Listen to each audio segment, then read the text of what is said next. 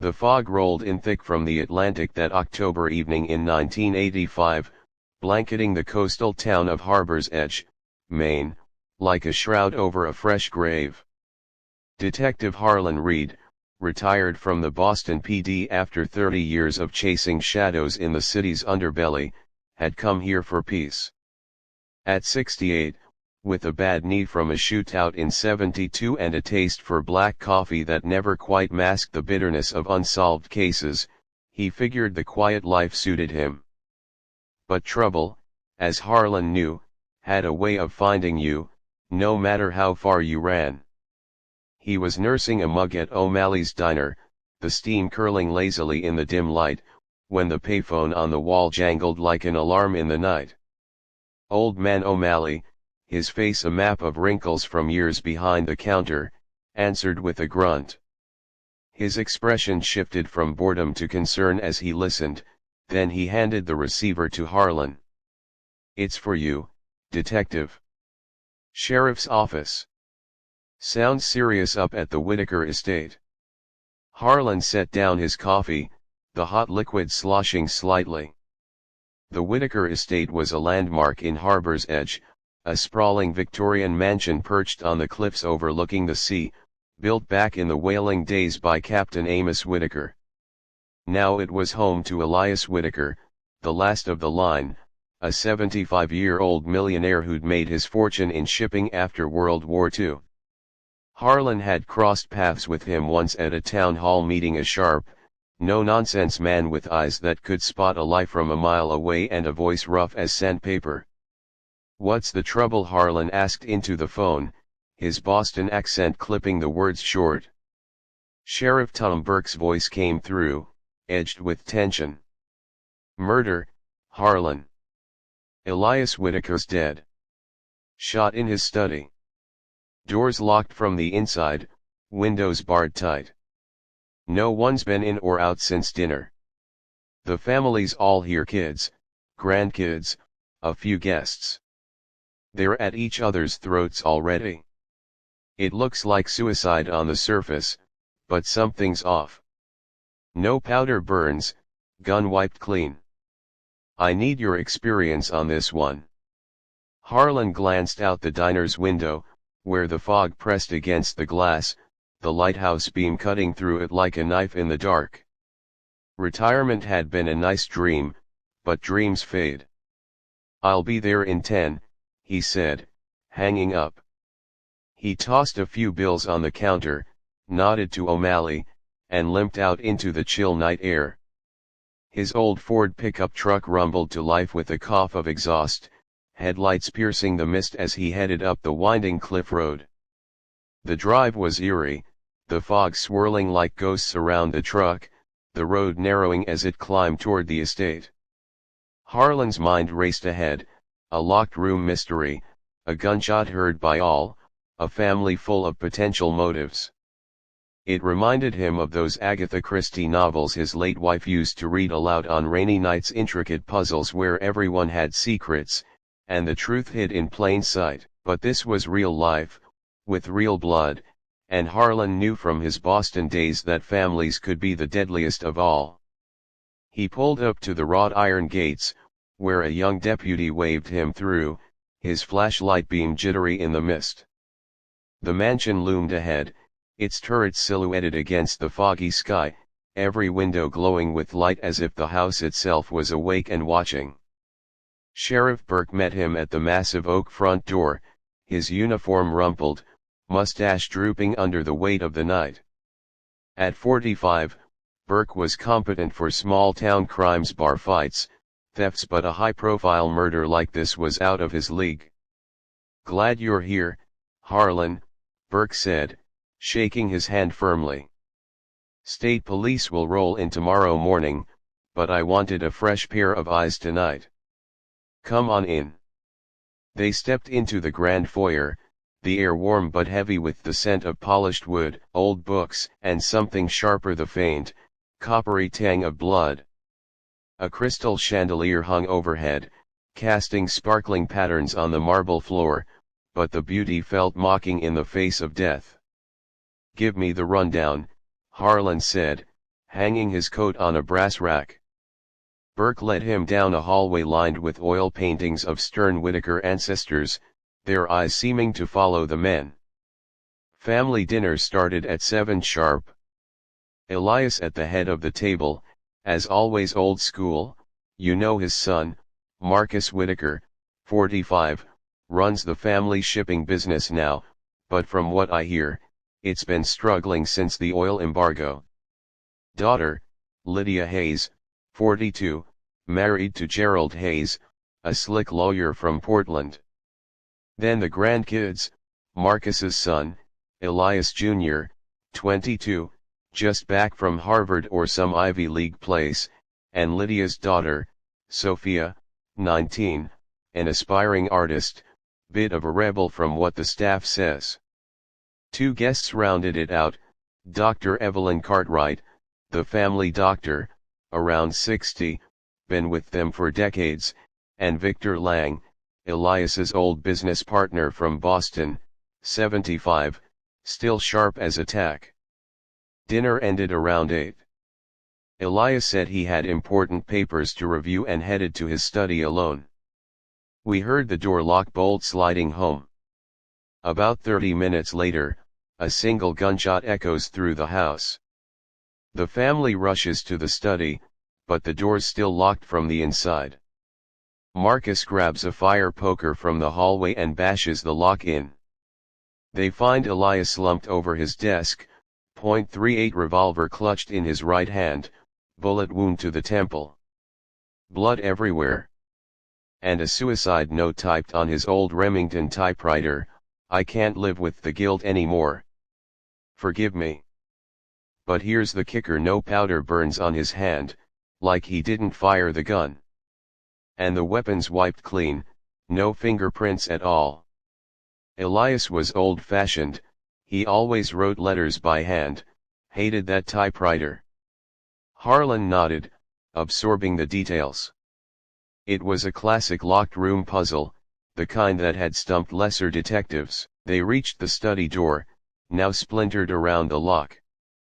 Inside, the room was a testament to Elias's life, walls lined with leather-bound books on shipping and naval history, a massive oak desk dominating the center, a Persian rug underfoot now marred by a dark stain. The body had been covered with a white sheet, but Harlan could imagine the scene vividly: the old man's head thrown back, eyes glassy, blood trickling down his face. Who was the first to spot the note? Harlan asked, kneeling beside the desk despite the protest from his knee. Marcus, Burke replied. It was right there on the blotter, next to the typewriter.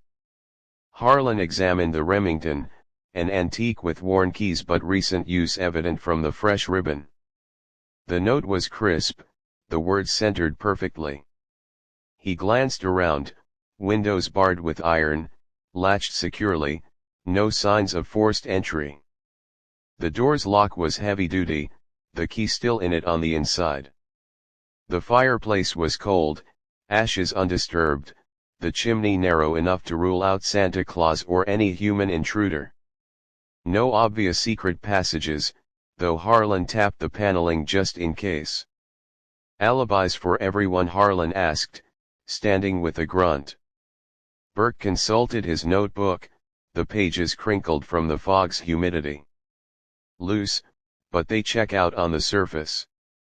After dinner, the group moved to the drawing room for coffee and cards. Marcus stepped out to the veranda for a cigarette around 8:15, said he was back in 5 minutes. Lydia excused herself to the powder room about the same time. Gerald was on the telephone in the hallway, claimed it was a client call from Portland. The kids were upstairs, Sophia in her room painting, Junior on the phone with his girlfriend back in Boston. Dr. Cartwright was in the library, browsing medical journals. Victor was dozing in an armchair by the fire in the drawing room. Everyone had a moment alone, Harlan murmured. Plenty of time for someone to slip away. He scanned the room once more, his eyes lingering on the desk drawers, the bookshelves, the rug. Something felt off, like a puzzle piece forced into the wrong spot. Let's talk to the family. The drawing room was adjacent, a cozy space with deep velvet curtains drawn against the fog, a fire crackling in the hearth, casting flickering shadows.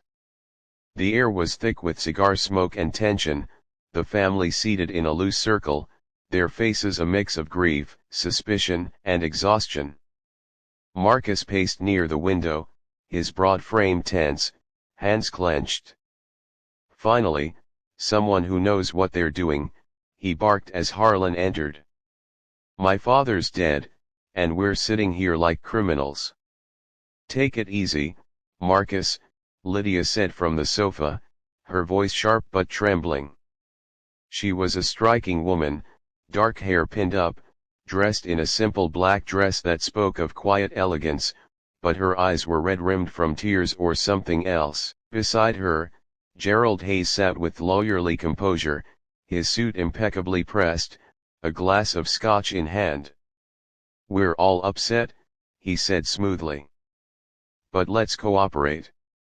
Sophia sat in a corner armchair, sketching absently on a pad, her long hair falling over her face like a curtain, her bohemian-style flowing skirt and beads a contrast to the room's formality.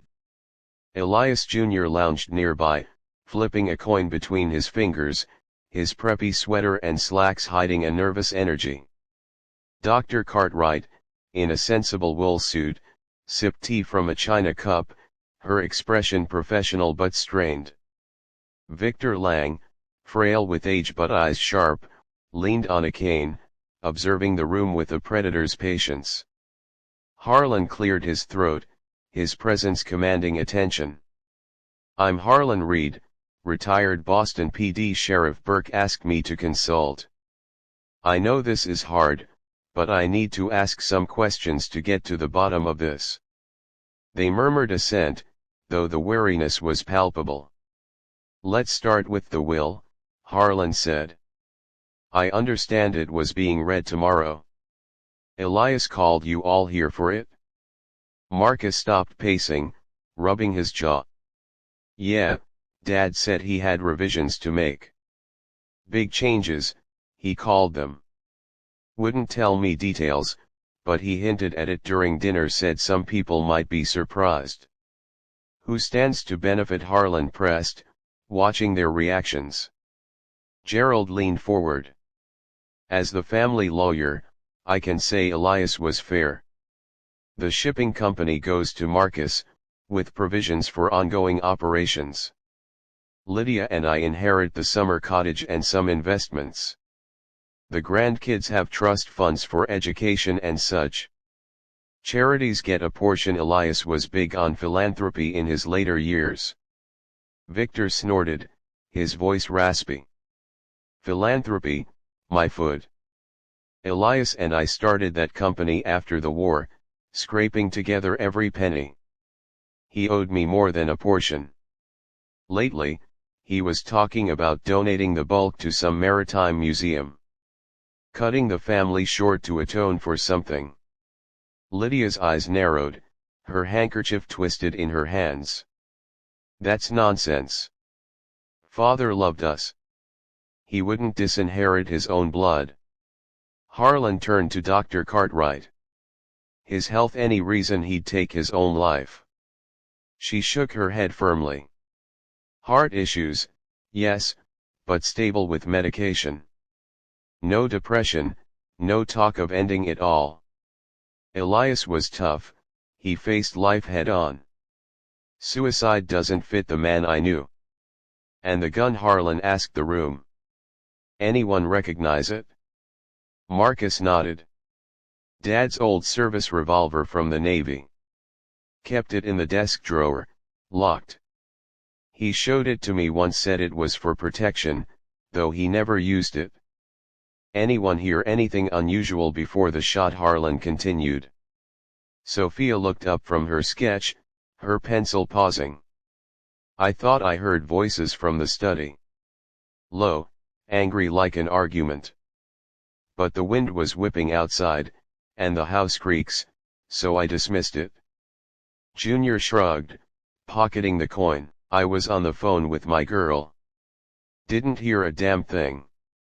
Harlan spent the next hour digging deeper, his questions probing like a surgeon's knife. Marcus admitted the business was in trouble, debts piling up from bad investments, competition from bigger firms. Dad was going to help bail us out, he said, or so I thought. Maybe the will changed that. Lydia confessed to a recent argument with her father over money. I needed a loan for the house in Portland. He refused, said I was too extravagant. But murder never. Gerald was evasive about his phone call. Client privilege, he said with a smile that didn't reach his eyes. Nothing to do with this. Victor spoke of old grudges. Elias and I were partners in 48. He took the credit for a big deal that was my idea. I've been waiting for my due ever since. Dr. Cartwright defended Elias. He was my patient for 30 years. A good man, despite his flaws. The grandkids were less forthcoming. Junior resented his grandfather's high expectations. He wanted me to take over the business, but I'm not cut for it. College was my escape. Sophia spoke of artistic freedom. Grandpa didn't understand my work, called it modern nonsense. Threatened to cut my allowance if I didn't settle down. As the clock chimed 10, Burke pulled Harlan aside in the hallway. What do you think, suicide or foul play? Foul play, Harlan said. The notes too pat, the gun too clean. Let's search the room, see what turns up. They started with the study again, Harlan methodically checking drawers. In one, he found a ledger with discrepancies, funds siphoned off, perhaps embezzlement. Someone's been cooking the books, he muttered. Upstairs, the searches revealed more. In Marcus's room, a hidden safe with cash bundles, but receipts showing heavy debts. Lydia's suitcase held a vial of unmarked pills. Sleeping aids, she claimed when confronted. Gerald's briefcase contained letters from a woman in Boston, not his wife. Old friend, he said coolly. Sophia's room was an artist's chaos, canvases depicting dark, violent scenes that made Harlan pause. Junior's space had betting slips from horse races, debts in the thousands. Dr. Cartwright's bag held syringes and vials beyond standard medical supplies. Victor's guest room contained an old .22 pistol, licensed but suspicious. Back in the drawing room, Harlan confronted them with the finds. Accusations flew, Marcus accusing Victor of sabotage, Lydia pointing at Junior's gambling, Gerald deflecting. Sophia burst into tears, Junior stormed out briefly. Harlan insisted on staying the night, sensing the danger wasn't over.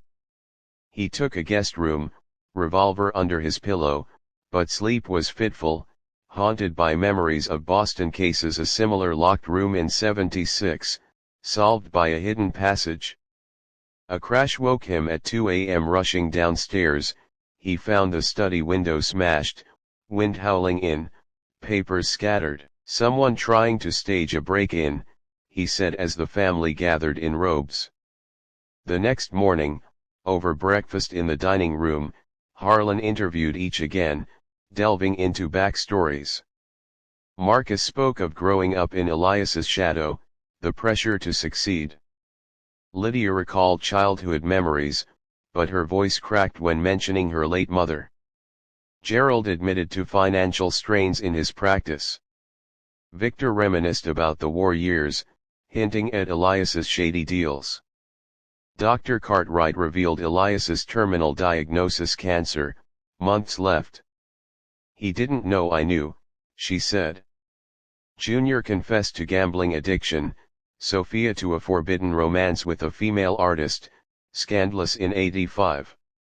Harlan wandered the grounds as the fog lifted, discovering a boathouse with a damp rope ladder, leading up the cliffs to the mansion. Back inside, he found the dumbwaiter a hidden service lift from kitchen to study, big enough for a person. Gathering the family, he announced, the killer used this to enter and exit, locking the door with a string trick. Tensions peaked with another attempt poison in Dr. Cartwright's tea. She survived, confessing Elias's war secret. He sank a rival ship for insurance. The reveal in the study, the killer is Lydia.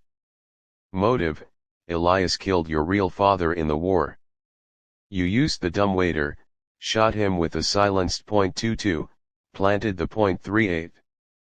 Lydia confessed, breaking down. Case closed. Harlan drove away, pondering the next mystery.